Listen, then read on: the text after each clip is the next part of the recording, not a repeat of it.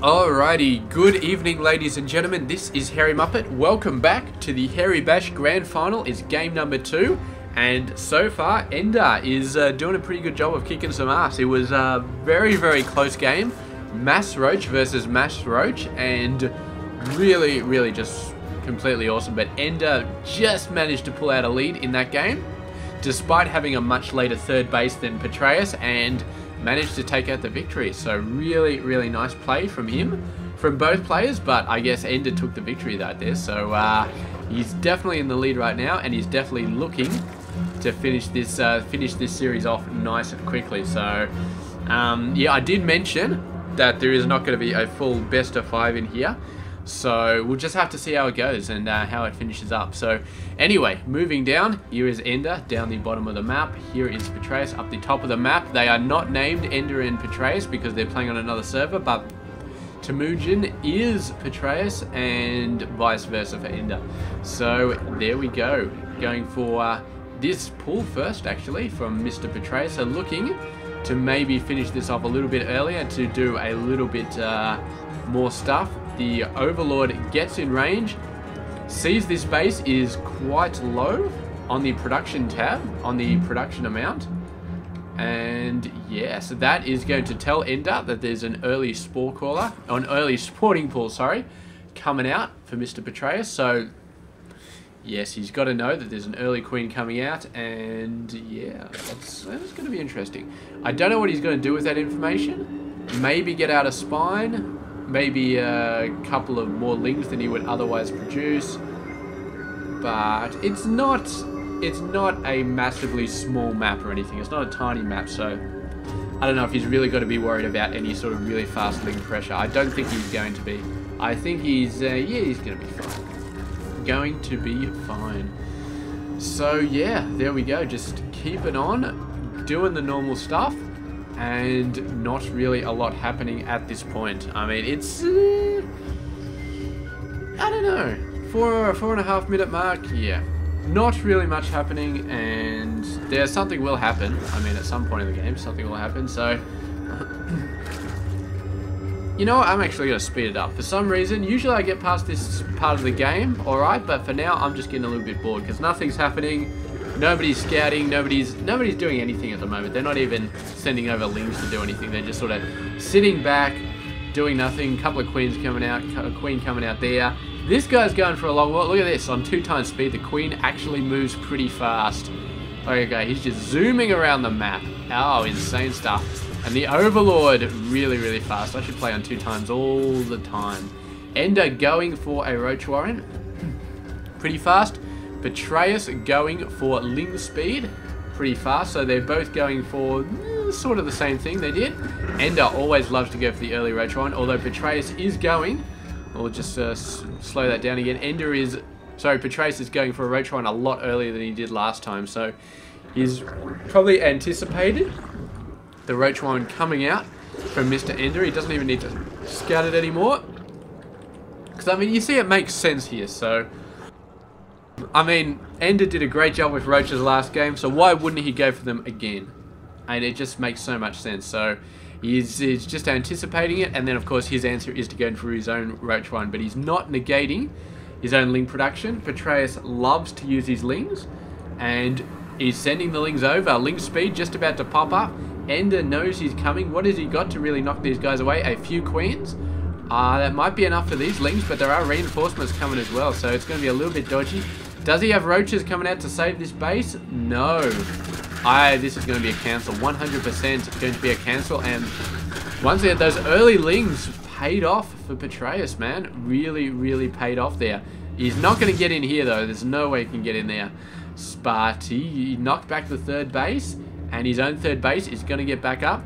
It's exactly the same that Petraeus did in the previous game, and it did work out well for him. He got that third base nice and early. Eventually, yeah, still ended up losing, but oh, here we go. This is not a good way to send your lings out. They're almost lost, the whole lot of them in there, but still managed to pull back. They're just going to sit back, wait, and try and snipe the third base when it goes down. Looks like EnDerr probably going for this one. Actually moving around, the entrance is still blocked up, so they're not going to get in there. Yeah, now. Look at this overseer right there. I don't know if this is actually hidden up there, but yeah. So EnDerr, I think he's focused on the third base right now. I think he wants to keep the third base down. We've got a scout. This is actually EnDerr right now scouting that, so not really going to help. Moving in there, taking out a whole bunch of creep, actually knocking back the creep. That's not a bad idea. So good job there. And now he's going to surround this. I think he can take it out. He'd probably take a lot of damage though. But here is what he really needs to worry about. But oh, Petraeus knew it was coming. Knew it was coming. Had a whole bunch of roaches ready to push them guys away. But those roaches, I think, what? Does EnDerr have roach speed? They both have roach speed. But these guys are still going very fast. I gotta make sure I'm not on 2 times speed. I think I'm on 1 time speed. These guys are just moving so fast, it's not even funny. So there we go. They're going around the whole way. They're basically just fighting off lings and roaches at the moment. I don't think they're going to do any actual damage. Just army damage right here. Petraeus, get your other roaches over there, man. You're starting to run out of units. And there he goes. And no burrow at the moment. So these guys are going to go down. They're not going to make it out of there. And it was a good try. Meanwhile, Petraeus actually sending out a whole bunch of other roaches. Does get concave though. I mean, he's got the numbers. He's got the reinforcements coming in.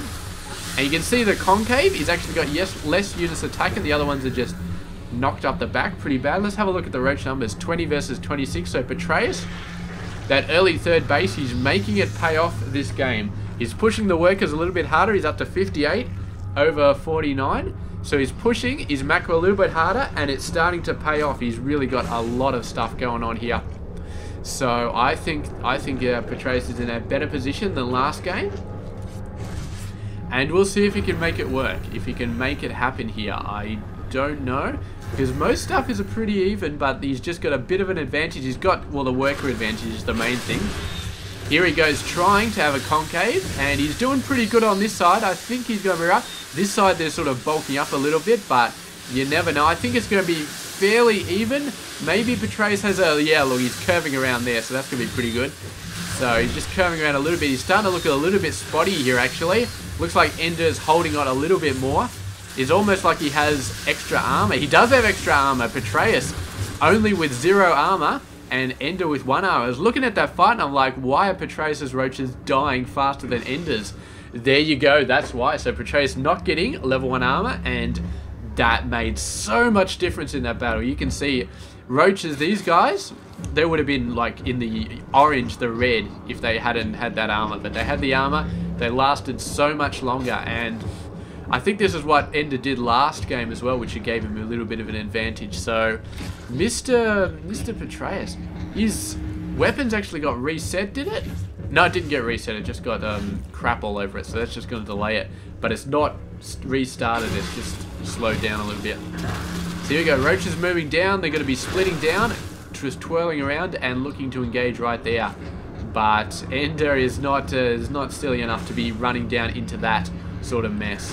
So Petraeus, he doesn't want to be on the back foot, on the defensive, but at the same time, oh, these roaches almost pulled out the main army, but the main army came back, trying to get a concave around here, doing a fair job. He's got the spine crawler as well. He's got the queen, so he's got a bit of an advantage here. These guys are going to be pushed away. Although, yeah, I think he's going to push them away. Meanwhile, a bunch of roaches around here, killing workers, trying to kill workers. At the end, they're just basically facing off against other roaches. So, man, just roach. Nobody has taken the plunge and gone for hydras yet. What do we got for workers? 61 over 53. And I think that Petraeus has, ooh, he's actually built up a pretty large advantage. That worker advantage is definitely working for him in the long run. And, oh, workers going down. He's going to burrow. He can move while he's burrowed. And Petraeus is going for the hydras first. Going to take the plunge first. He's got a massive amount of roaches. His macro has been really, really good so far in this game. 50 over 46. So, and then with 9 more on the way versus only 6 from EnDerr. So good. EnDerr is going for an infestation pit though. So, that's definitely not a bad idea. I mean, fungal definitely going to help with positioning and all that other fun stuff. So yeah, all these 3 roaches are pretty much screwed. Oh, that was nasty. So yes, but I mean, Petraeus, look at his macro, man. He's got a ton of gas. He's got a ton of minerals. He is just going to be throwing... Well, he's not actually going to be throwing Hydras out there because he's got no supply left, but... I mean, he's doing a good job of spending his units. Spending his stuff anyway. He's building all the tech structures, all that sort of stuff. He's actually popping that off, which is a very, very nice play because then he doesn't have to worry about taking this as a 4th base. He can just get the nice safe one. Which, I don't know, it seems like it takes ages for people to actually pop those rocks open in this sort of game. They always seem to go for this one and then go for that one, and it takes ages for them to get the rocks. But he's definitely doing it now. Let's have a look at the upgrades. We've got 2 weapons versus 2-2. So that's still the sticking point right there. Petraeus has the macro advantage. He has the numbers. He's got a bit of an advantage here, 65 over 53. And that's all good, but he doesn't have any armor at all. He's getting level 1 armor, and that's almost going to be finishing. But even then, he's still facing level 2 armor. And if the units are about, like if you're facing 60 roaches versus 55, I would bet on the guy with 1 more armor. I mean, even if he's got 5 less roaches, I would bet on the guy with 1 more armor to just take that out. So the question is, Petraeus, well, he can't get Hydras. He needs to lose some roaches before he can get Hydras, but he can't lose some roaches because losing them needlessly is obviously a bad idea. So he's got to wait for a time when it actually makes sense to throw them away. He's sending in some forces over there. That's nice. He's got some roaches waiting over there to do the 2-prong. So he's doing a great job, and he's going to be using up some roaches there to sort of do these attacks, which is not bad at all. There we go. Burrow, those guys are going to be running around. There is an Overseer coming in there, so that's going to be a little bit annoying. The roaches coming in, hoping for a fairly clean base. There's not a clean base though. They will get the Queen, but the main army is still over there. They didn't move, so Petraeus is going to be losing a fair amount of those. He's actually building Infestors instead of Hydras, so... I'm building a few Hydras, which is good, but it's actually quite interesting because let's have a look at the units here. We've got 58 and 9 versus 57 with 6 coming out. I wonder what would happen, hear me out for a second, if Petraeus sent all his roaches out and lost a decent amount of them on purpose and then built up Hydras. Because he would on purpose not kill any of EnDerr's roaches. Oh, look at how much damage. The fungals and the lower armor is just so nasty. He almost did exactly what I was talking about, except I don't think he did it on purpose. I think he just did it because I don't know, he wasn't expecting to get owned that badly. But yeah, what I'm saying is you throw away a lot of your roaches without killing a lot of your enemies' roaches, and then they're left with a full army full of roaches, and you got space and you build Hydras, and suddenly you've got Roach Hydra versus Roach, and they can't build Hydras. It's impossible for them to build Hydras because they got no cap left. And they'd have to resort to killing their own roaches, because by the time they get over to your base and start throwing the roaches against you, I mean, hey, you've got Hydras, so at that point it's pretty much game over. So yeah, I don't know, it's an interesting idea. But I don't know. I mean, you'd probably do what Petraeus was doing, which is sending the army in to actually take out hatcheries, to actually do some damage, and then lose the roaches that way. Oh, what are we doing here? Petraeus sending a decent amount of roaches in here, enough to snipe this base, but his main army is pulling back. I like that move quite a lot. And look how many spine crawlers there are here. Just doing a massive, massive amount of damage, and a bunch of them do push through over there, and Petraeus is going to be chasing them, sending a bunch of guys over here as well. But I think those guys bit off more than they can chew, so they're going to get a little bit owned right there. The main army coming back. A bunch of roaches are going to get taken care of right here. They are killing a fair amount of workers. The worker number is getting softened up for Petraeus a little bit. So that's not good. He's actually even with EnDerr at the moment. All roaches pushing into the natural as well. This could be a major economic hit right here. Just killing so much stuff right now. Nice fungal, but the spire is in a lot of trouble. Can he save it? He's doing a ton of damage to the roaches, but I just don't know if he can save it. I think he's going to lose it. There it goes. Down it goes. Roaches taking care of so many workers, and EnDerr really hitting the workers as hard as he can. But he's not killing a whole lot of them. I think that Petraeus is either just building a crap ton, or he's just, yeah, I don't know, just doing whatever. Look at this. EnDerr going for a greater spire. Looking to go for the Broodlord tech, maybe. I think that's the only thing the greater spire gives you. It's not like you need a greater spire to go up to level 3 upgrades or anything like that. I think it's just for the Broodlord. So Yeah, it's interesting, but Petraeus, all the good stuff here. He's got some Vipers, which are probably going to be for yanking in Infestors if he sees them. Stuff like that. So it's, yeah, but he's going nuts here. And EnDerr, what does EnDerr have left? Not a whole lot, man. He's building up a whole bunch of funky stuff, but in terms of the main army, just the boom value, I don't think he's actually got anything really left at the moment. He's down. He spent a lot of his forces attacking bases, attacking workers, and unfortunately, because he was attacking workers, he lost all those units without really taking out any army units with them. So as far as army trading is concerned, that was a horrible idea. Long term, it's a great idea because he really cut the workers down, but then again, these guys are going in and just killing everything they wanted. EnDerr's got no answer for this, so is not working out for him. He has got the Broodlords out. Vipers just yank him in, and they're actually getting taken out. There must be, yeah, a bunch of Hydras down there. Hydra's just doing a great job, and the Broodlords just, oh man, not good at all. So yeah, there's EnDerr just committed so much to the attack, to hitting all those bases, and he committed basically every unit he had to hitting all of the bases at once, and he did a fantastic job at knocking back the macro. But he lost all those units, and then he had nothing left to deal with Petraeus' army, and that was the downside. So anyway, that was your game, and it's 1-1 at the moment. So as you can, yeah, we will see what happens next game. And yes, it is alright. So technically, I said we're not going to best of 5. It didn't go that far.